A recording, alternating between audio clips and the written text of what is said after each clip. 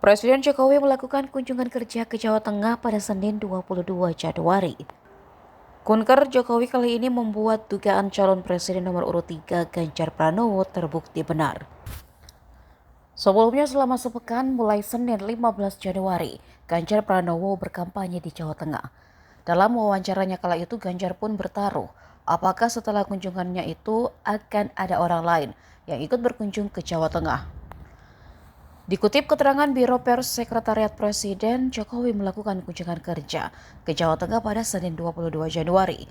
Dalam kunjungan kerja kali ini, Presiden Joko Widodo didampingi oleh Ibu Negara Iriana Joko Widodo. Kepala Negara dan rombongan terbatas lepas landas dari Pangkalan Udara TNI Angkatan Udara Halim Perdana Kusuma dengan menggunakan pesawat Kepresidenan Indonesia 1 sekitar pukul 6 pagi. Sebelum masa kampanye, Ganjar sempat melawat ke Sorong, Papua Barat Daya pada 20 November 2023 atau 4 hari sebelum Jokowi juga menginjakan kaki di sana.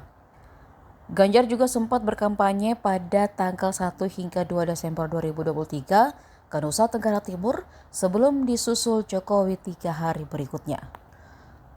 Capres usungan PDIP, P3, Hanura dan Perindo itu juga menyambangi Kalimantan Timur dan Ibu Kota Negara Nusantara pada 4 hingga 7 Desember 2023 sebelum Jokowi melakukan kunjungan sejenis pada 20 hingga 21 Desember 2023.